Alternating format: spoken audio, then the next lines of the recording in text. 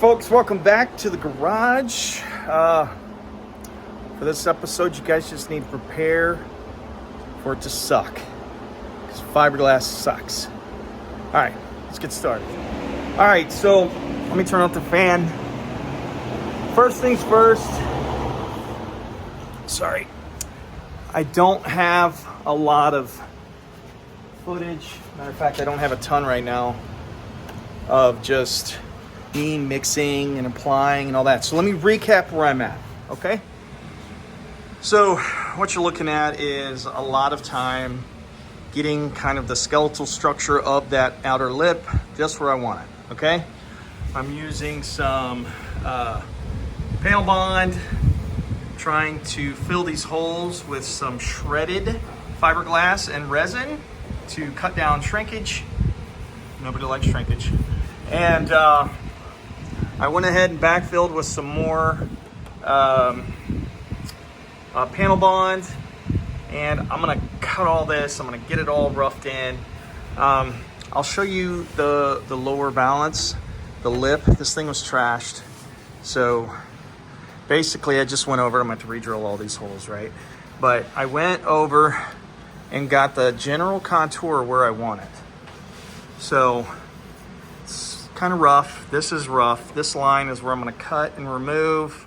And then I've got some tape that I'll try to form a bit of a contour there for the fender. So anyways, same thing over here. Just some really, really rough glass work just to get some general structure to kind of start building off of. Big shout out to Brian Stevens and David Schroeder.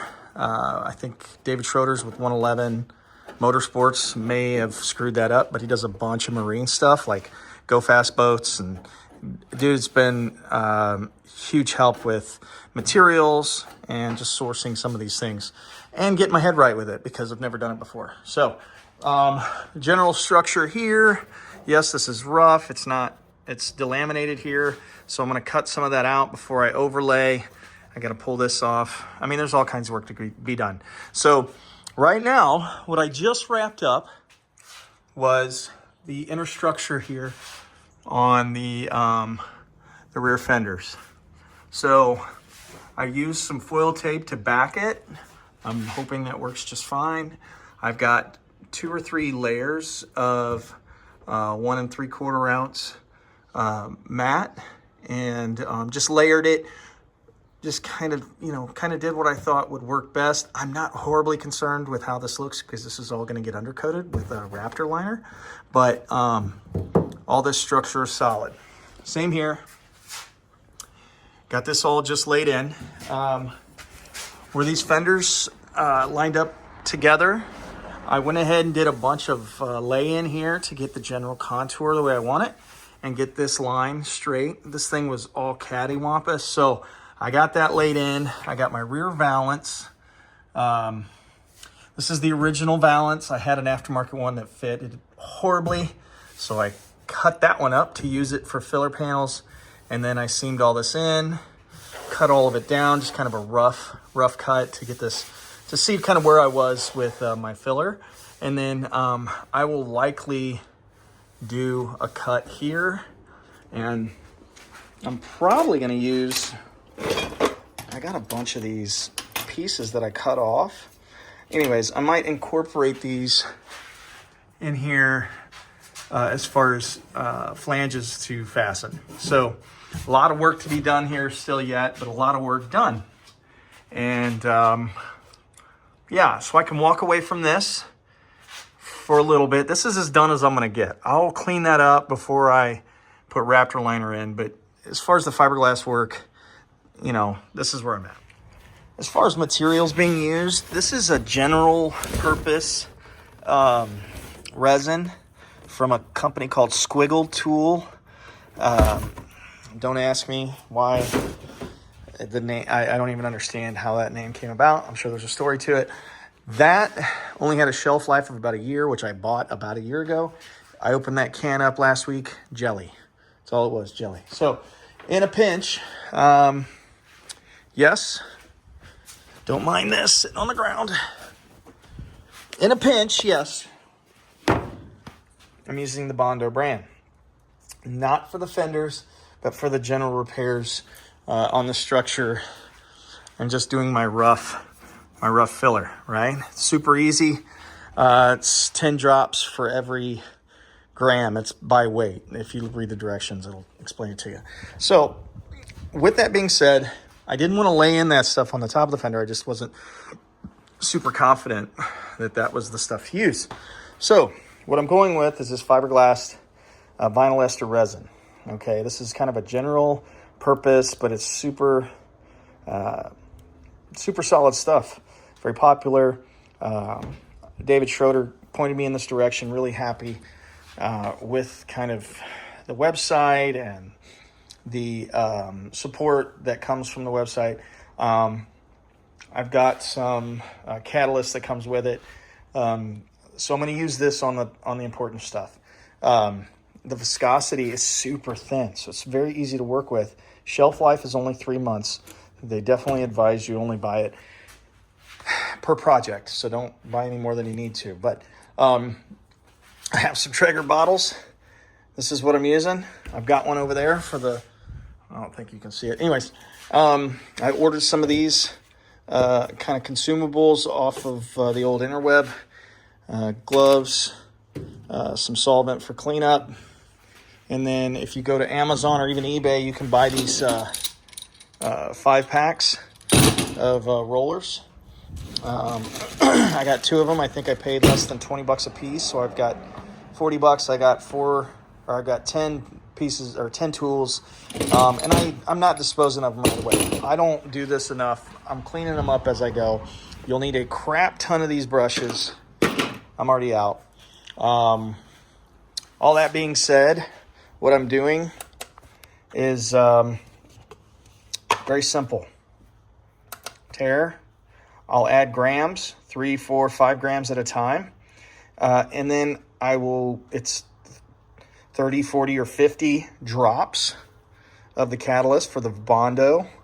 This has its own ratio. It's like 1.25. I'm not sure if it's by weight or by volume yet. I got to call and check on that. But pretty simple. 3 grams at a time. Mix it up for a minute. I am making sure that before I do anything, or before I layer, that this is completely wetted in.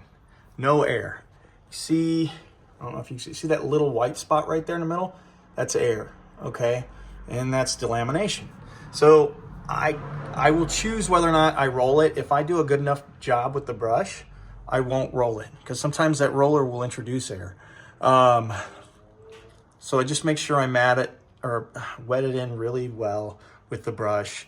I'm going to get better at it as I go, but I will also just make quick note that this tape, anything, is going to be really useful for forming corners and whatnot, right? So it'll get your initial shape, and then you can come back after, remove the tape, add whatever you need to do. I'm hoping I find a quicker way of doing this. Okay, so talked about the tape, talked about trying to find a quicker way to do this. Not sure if I've really found a quicker way to do this yet, but I have gotten into a bit of a rhythm. So let me show you what I got done. I do wear a full face when I'm sanding or grinding. That helps tremendously. Anyways, lower valance. I'll end up using Fiberglass to skim this. I think this needs as much structure as I can get it, because I'm sure I'm going to hit stuff with it. Anyways, I went ahead and used some tape to form these corners before I really start going to town on filling this mess of area here. But I've got the infrastructure done on the back side of the fenders. I got the front valance done. Got these formed up pretty decent. I've got them kind of pushed back, hopefully, so they're clearing the wheel well, or the wheel rather. These are done. Pulled the tape off of those. So I'll be able to, sand and skim or sand and then maybe glass one more time. These turned out pretty good as far as the shape I'm wanting. So, that tape or any tape is really the way to go. and it came off relatively easy. So still have a little repair to do, but anyways, with all of these little knick-knack things, I mean, like even these little repairs on some of these holes, real common area for the fiberglass to crack. When you tighten these lower grills, they'll put tension on that area, crack. So both sides are toast, so they're repaired, they're good. And I've made the repairs on both sides, not just the front. So anyways, now I'm ready to go up top and start working on finishing up the fenders. But if you look at my shop, that's all fiberglass, that's all dust, it's all glass. All strands of hair on the floor, everywhere, it's everywhere. Yes, it's as horrible as people say it is. Fortunately, I've endured some traumatic BS working in my life, so this is just another day. It's like I'm used to it, kind of. It sucks, but I'm not crying about it. Maybe I am a little bit. Anyways, that's what I got going on. I just wanted to do a quick update where I'm at with the car. I've got my products now. I got to do a little bit more homework before I start laying in. Everything's filled, and I'm going to take my 36 grit to prep all that for actual mat. And then I'm going to go straight, once I get all of these fenders laid in, the way I want them laid in as far as structure, then chassis comes off, and I start bodying the car.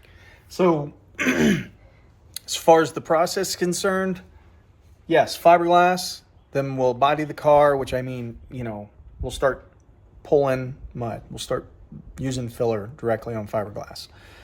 Once that's done and we're happy with the general shape, then I'll use like a high build polyester. We'll shoot the car with that. I'll block it again, and then I'll finish pretty decent. I'm guessing between probably whatever my finished grit's going to be, because I'm going to go straight from poly to a super nice, like good quality sealer and base coat clear coat. All right, so I'm going to try to cut out that K1 or that two-part primer after the high build poly and just go straight into sealer. So that's what's been suggested by some guys that do some pretty high-end restorations. Brian Stevens, friend of mine, he spent a little bit more money on material, eliminating some processes, and he's getting some really good results. So I'm going to go with that. Plus, I don't want to block the car an extra time, especially if it's good after the initial block. So we'll see. Is it a show car? At first, it'll probably be really, really nice, but that's not why I'm building it. So, and I think it's going that color, something like that. I think I can be cool with a lighter color, which will make it a little bit more, a little easier to manage, versus that dark green metallic that's really dark, scratches easy, things like that. So anyways, there's always pros and cons to what colors you select. Don't ever ask anybody what color you think they think they should paint it, because it's a waste of time. That's my experience. That car right there, I painted blue, right? That's super nice, like silver metallic blue. It was the worst experience trying to figure out what color I wanted to paint it, because I couldn't make a decision. I like so many different colors. Anyways, it turned out great. I picked that color, and I was going to originally do like a tangerine or something like that. So glad I didn't do that. Anyways, everybody, thanks for watching. Have a great weekend. Have a great Easter, and I'll see you soon on the next one.